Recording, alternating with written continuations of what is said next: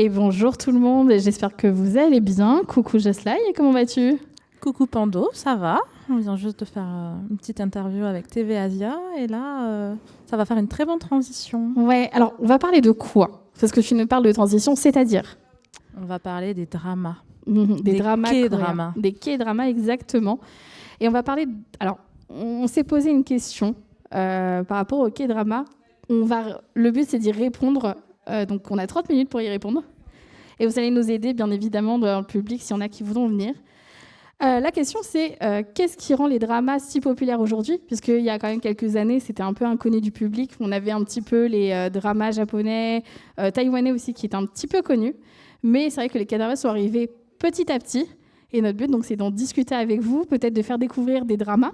On ne connaît pas tout, hein, bien évidemment. Connaître peut-être des acteurs, d'en découvrir, etc. Alors, est-ce qu'il y a déjà des personnes qui seraient prêtes à venir sur scène pour en parler?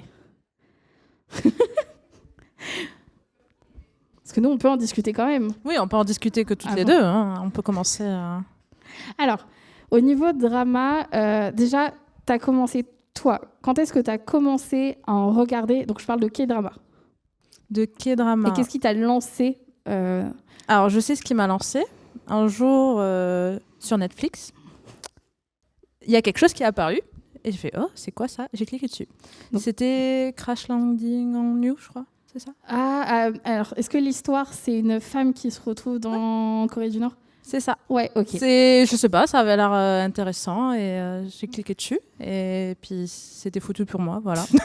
T'es rentrée dans l'univers des dramas instantanément. Voilà. Donc, j'avais déjà la K-pop depuis quelques temps. Et puis là, j'ai cliqué dessus.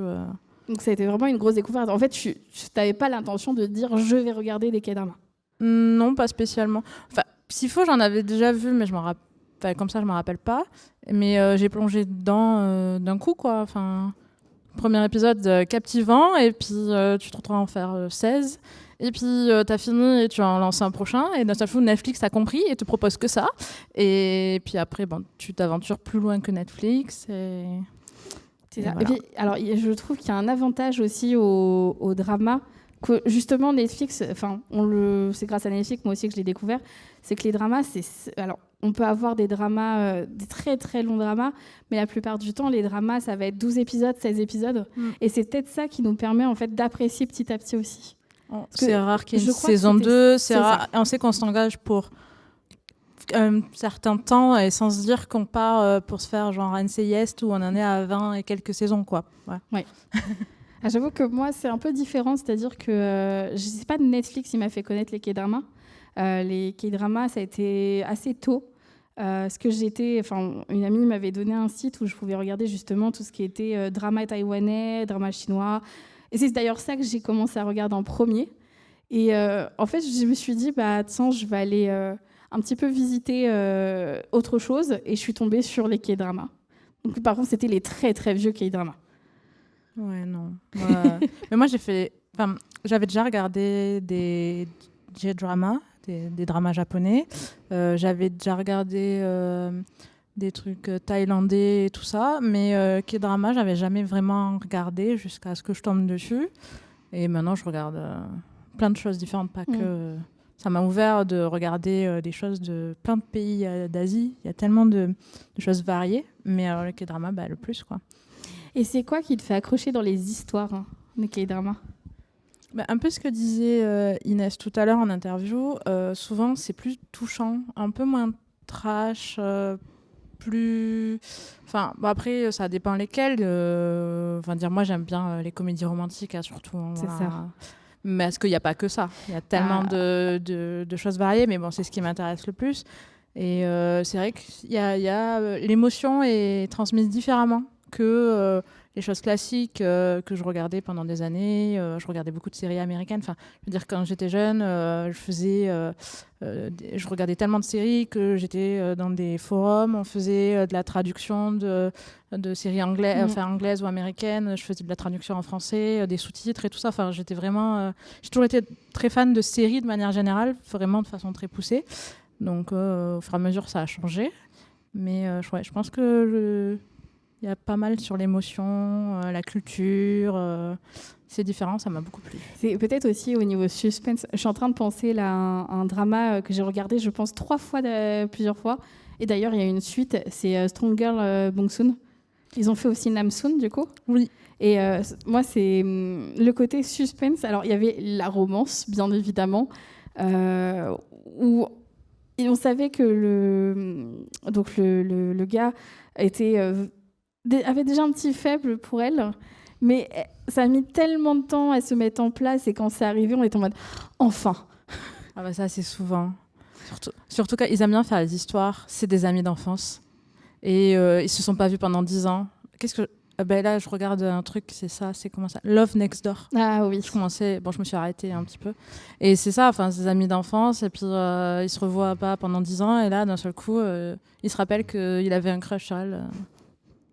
Et il retombe amoureux, quoi. Alors ça, c'est assez régulier d'ailleurs comme thème. Oui, c'est ça. Ils aiment beaucoup ça, quoi. Ils aiment beaucoup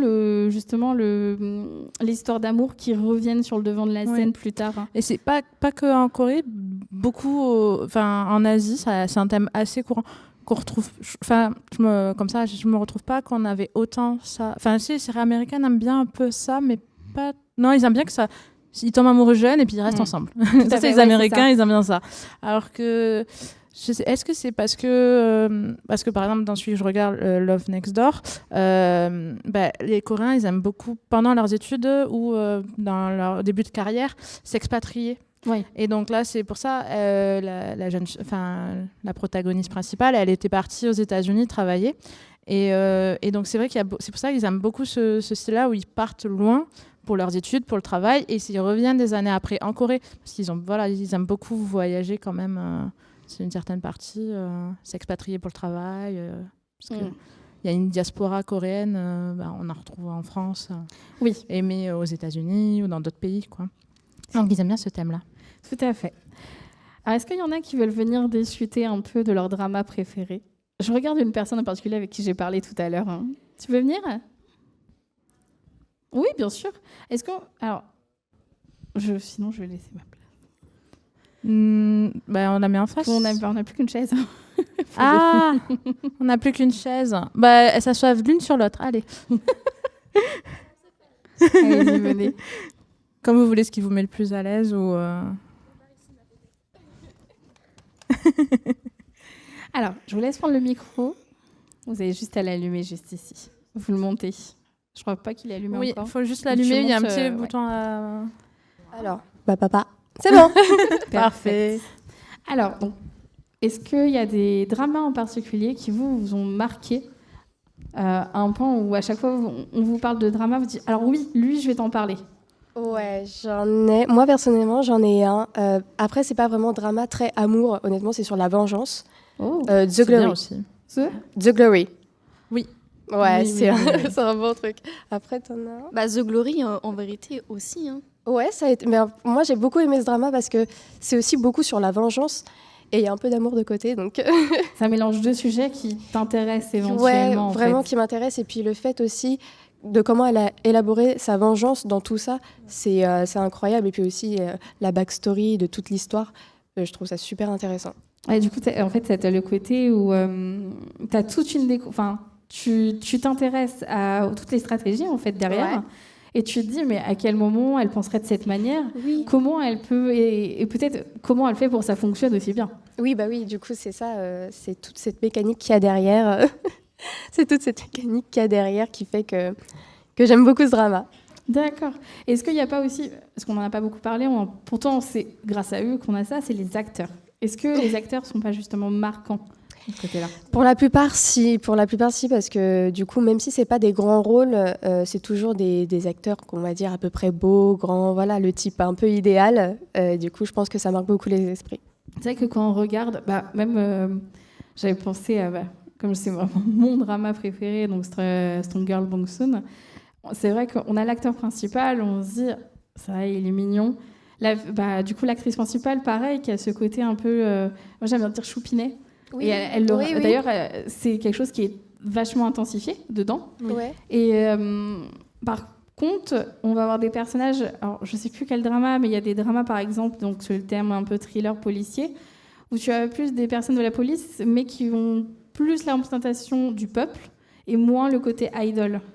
Oui, ça c'est vrai aussi, il y en a beaucoup des comme ça. Après, j'en ai pas en tête.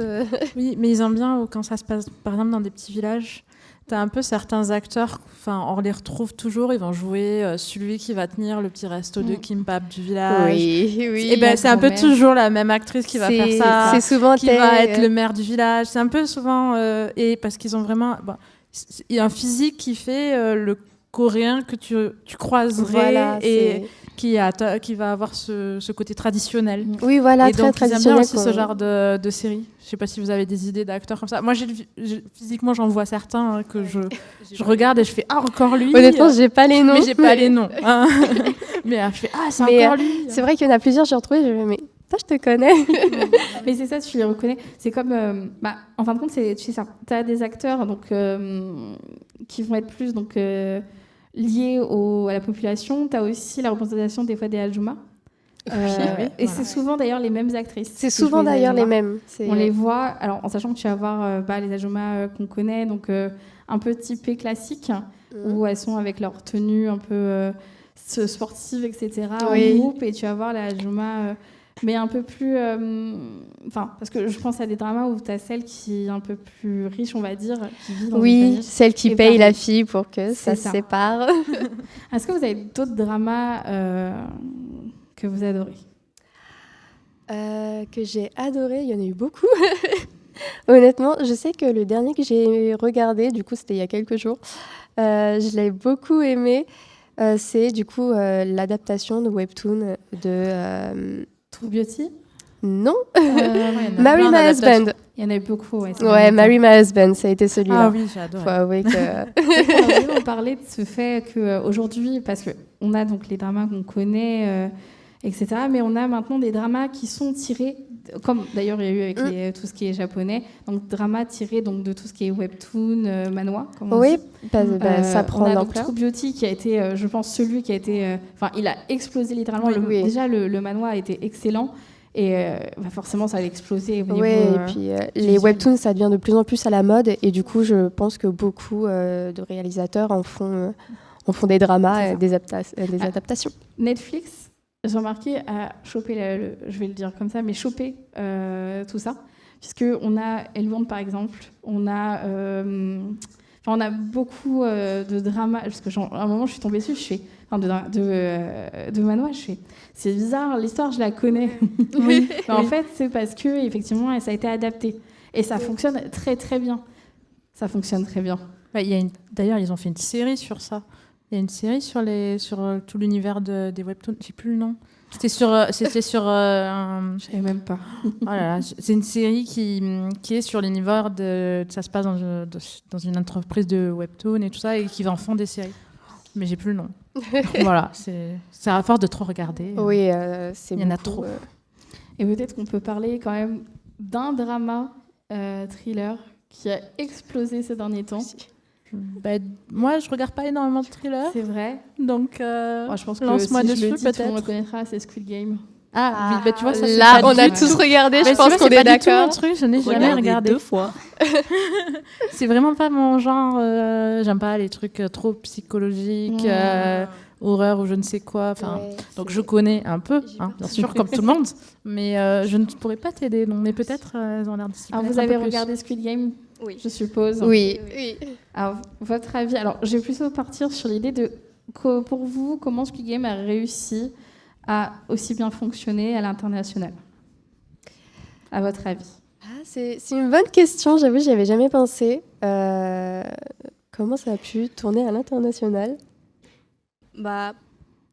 Peut-être en partant avec des jeux assez simples où des gens puissent se reconnaître, ou bien avec des problèmes sociaux, ou encore des personnes peuvent se reconnaître dedans. Et aussi le fait que c'est bien filmé, c'est bien joué, il y a toute cette atmosphère qui est là et qui nous intègre dans le drama. Et voilà. Est-ce que vous pourrez vous identifier, est-ce que vous direz, est-ce que dans cette situation, moi, je réagirais de cette manière? Ça peut se comprendre. Ça peut se comprendre que certains qui sont vraiment au bord du gouffre, qui n'ont plus d'argent, puissent accepter en se disant que c'est juste simplement comme dans la saison 2. Beaucoup se disaient que c'était juste des jeux pour enfants. Et puis au final, bam. En fin de compte, ça, c'est quelque chose on sait que c'est inventé, mais on se dirait, en fait, c'est tellement représentatif de la réalité que, en fait, oui, pourquoi pas. Et oui, ça pourrait être réel, en fait. Oui, c'est ça. Et c'est vrai moi, il y a un truc qui m'a marqué dans ce drama-là particulièrement, c'est les décors. Le travail des décors est incroyable, en sachant que normalement, il y a des documentaires qui ont été faits, tout a été créé de A à Z. Il y a des décors qui sont quand même assez marquants. Alors, on va peut-être pas parler de la saison 2 parce que je pense que certains ne l'ont pas encore vu, mais peut-être les décors de la saison 1, rien que le premier avec du coup le 1, 2, 3 Soleil. Qui, avec la poupée géante, déjà ça, je trouve ça exceptionnel. Et le décor, en réalité, est assez simple, il est sobre, et pourtant ça match, ça fonctionne. Pourtant, c'est assez simple, et du coup, on se dit que tout le monde pourrait. Oui, c'est ça. Et alors, peut-être aussi le point intéressant dans Squid Game, c'est les acteurs on a l'acteur principal, bien sûr, qui reste, mais du coup, comme l'histoire, en fin de compte, c'est... on a 2 acteurs, on a aussi du coup le grand méchant, comme j'aime l'appeler. Mais sinon, en fait, ça change. Et peut-être que c'est assez différent de tous les dramas qu'on connaît, où on va avoir quand même des représentations assez récurrentes. Là, pour le coup, les acteurs, on les voit longtemps ou non, mais on va les voir disparaître aussi très rapidement. On peut jamais s'attacher à un personnage. Oui, c'est ça. On peut jamais s'attacher en se disant peut-être que lui, il va pas mourir. On sait jamais. Ça peut tomber sur tout le monde et c'est ça qui fait peur. C'est ça. Est-ce que tu as d'autres questions, toi? D'autres questions sur Squid Squid Game? Invite quelqu'un? Non, pas Squid Game. Est-ce qu'on invite d'autres personnes à venir? Est-ce que d'autres personnes seraient intéressées pour venir parler des dramas avec nous? Soyez pas timide, hein. On mange personne. Non. Tais-toi. Sinon, elles ont l'air assez connaisseuses. Hein? Elles s'y connaissent bien. Hein. Oui. Parce que je pense qu'il y a quand même une limite au K-drama. À votre avis, ça serait quoi la limite? Une limite. Des critiques. C'est-à-dire, est-ce qu'il y a des choses peut-être qui font défaut au K-drama? Moi, je dirais ce côté, des fois, dans certains dramas, un peu trop niais, dans le sens où c'est très stéréotypé. Très stéréotypé, vraiment. Oui. C'est des fois vraiment, la personne, elle va pas changer. Ouais, elle va pas changer. C'est aussi ça. C'est un petit défaut que je regarde tout le temps. Il y a des fois, ils vont toujours avoir la même coupe. C'est le genre de truc qui fait que c'est pas trop réel par rapport à la vraie vie. Mais du coup, voilà, c'est des fois, moi, c'est vraiment le truc qui fait que c'est trop niais, qui fait que j'ai du mal des fois avec certains. Ça rappelle un peu l'animation, en fin de compte. En animation, on a ce côté un petit peu niais, justement. Oui. Et on peut le retrouver effectivement dans les dramas. Question d'amour, par exemple, où tu as le petit visage avec le hagio, comme on dit, où elles sont en mode très mignonne. Et en fait, tu sais que... il y en a qui le font, bien sûr, dans la vie réelle, mais tu sais que dans la vie réelle, en général, c'est pas comme ça. C'est vrai, ouais. C'est ça bon aussi, ce côté très aiguillon. Tu parles pas toujours en mode... Non. Comme ça, non. Alors moi, peut-être le défaut... Alors, je sais pas si vous serez d'accord avec moi, c'est le fait que j'ai l'impression... Alors, même si j'aime les regarder, des fois, j'ai l'impression que c'est assez répétitif. Dans certaines mécaniques, ouais, c'est assez répétitif. C'est toujours le même format. On sait que l'avant-dernier épisode va se passer un truc catastrophique et dans le dernier tout va être réparé. Souvent ce genre de choses. Je pensais plus à, par exemple, quand on parle de stéréotypes, genre le rich boy, comment on dit, le garçon riche, la fille pauvre, l'histoire du triangle amoureux également, qui est assez récurrent. Trop présent, selon moi. C'est ça. Il y a aussi, alors je sais que là ça va un peu moins, mais à une époque il y avait l'amnésie aussi qui rentrait souvent en jeu. Ah oui. Mais ça se fait beaucoup moins. Mais il y a eu un. Mais c'est pas. Il y a des modes quand même dans les. Enfin, si on prend au fur et à mesure des années, on voit il y a des modes. À un moment, ils aimaient bien faire que des trucs sportifs aussi. Ils aimaient bien faire sur le thème du sport. Souvent, ça suit la tendance. Voilà, c'est ça. Et souvent, alors et peut-être l'autre défaut que moi je reproche peut-être quelquefois, c'est que quand les personnages principaux, c'est pour ça que j'ai parlé d'idol tout à l'heure, c'est qu'en fin de compte, c'est souvent des personnages très très beau en fait. Très beau, forcément, c'est Très fait pour idéalisé. plaire à... Mais du coup, c'est ça aussi, je pense, qui plaît aussi un peu à Squid Game, c'est que l'acteur principal, c'est pas du tout un mannequin Oui. de base, c'est ça. c'est un peu un vieil homme, hein, qu'on se le dise, Non. même s'il est beau. Mais c'est vrai que ça change. Il a un peu plus Monsieur Tout le Monde, justement. Oui. Il a un peu plus Monsieur Tout le Monde. Après, il a un certain charme dans ce côté, dans le personnage qu'il incarne également. Mais c'est vrai que voilà, il y a quand même beaucoup de choses, comme on dit, donc stéréotypées. Non, je suis d'accord avec toi. D'accord, Est-ce qu'on est bon? Non, mais c'est vrai parce que. Mais après, c'est quelque chose qu'aussi peut-être ils aiment dans la culture coréenne, pouvoir se retrouver. Ils aiment bien être dans des cases, je sais pas comment dire, mais savoir qu'ils sont comme ça. Peut-être ça rassure les gens de voir de regarder des séries soit qui sont hors de ce qu'ils sont eux, c'est-à-dire, je sais pas, si tu t'en sors pas trop et que tu as du mal à payer ton loyer et finir tes fins de mois, Oui, dans regarder des gens qui vivent dans un penthouse merveilleux, qui n'ont pas de soucis, que la carte bancaire elle passe toujours, qu'ils trouvent l'amour très facilement, ça va très bien dans les études, peut-être que ça fait du bien. Enfin, moi je sais que quand je vais pas bien, si je vais regarder une série qui va me rassurer, et je vais pas me regarder un truc qui va me mettre encore plus mal. Donc finalement c'est peut-être ça qu'on recherche aussi. Ouais. Moi je sais que des fois quand je vais pas bien, je vais pas chercher un peut-être inconsciemment s'identifier au personnage qu'on a en face de nous, voilà. et pas forcément au riche CEO. S'identifier, ou même des fois on se dit en fait j'aimerais ce genre de personne. Oui, C'est ça. Et aussi, c'est peut-être ouais. le côté, en fait, la personne devient un petit peu, le personnage, je ne parle pas de l'acteur, mais du personnage qui est devant toi. En fait, tu l'idéalises, tu vas en rendre quelqu'un de parfait, limite. Ça va vraiment être le type idéal de tout le monde. C'est ça. En fin de compte, quand tu regardes, je vais plus prendre, je pense, côté romance, parce que c'est peut-être un peu moins le cas pour justement tout ce qui est thriller policier. Côté romance, je trouve que tu as ce côté justement très parfait de l'amour. C'est vrai qu'il y a, à part des rebondissements, voilà, comme ça, des petites montagnes russes, c'est souvent un amour qui se passe toujours très bien, jamais de problème. En général, même dans un triangle amoureux, on va pas se le cacher. On a le triangle amoureux, on a tout de suite notre préféré, avec qui a fini, avec notre préféré. C'est vrai, Ouais, oui. des fois, on est déçus, on aurait préféré le deuxième. Hein. Oui. C'est quoi? Il y a un souvent terme pour ça, ça, c'est ouais. le syndrome du... On ne sait plus, des gens disent syndrome du deuxième personnage ou je sais plus quoi. Pour dire que en fait, tu te sens mal pour lui et que tu aurais préféré que ce soit littéralement lui. True Ou alors Beauty. tu veux juste le récupérer. Tu le veux pour toi. Littéralement True Beauty, hein, on va pas se mentir, les deux hommes sont incroyables. Mais c'est vrai que du coup, on était triste pour Seo-joon, je crois, qui s'appelle comme ça dans la série. Mais on était triste pour lui, quoi. Et puis Mais tout le monde était un peu... On dit, Pourquoi je suis contente qu'il soit avec elle, mais en fait, j'aurais bien aimé. Tout le monde dit un peu pourquoi elle a choisi lui alors que lui était meilleur. Et puis d'un autre côté, tout le monde en fait pose la même question de chaque côté. Oui, c'est ça. C'est ça. Et je pense qu'on va s'arrêter là. Merci beaucoup à vous. Merci à vous. Pour votre intervention. Merci. Du coup, on va faire une toute petite pause, le temps de faire l'interview. Du coup, c'est qui qu'on interviewe juste après? Et c'est nous qui le faisons. Starseed. Starseed, tout à fait. Qui vont arriver donc très prochainement. Merci beaucoup à vous.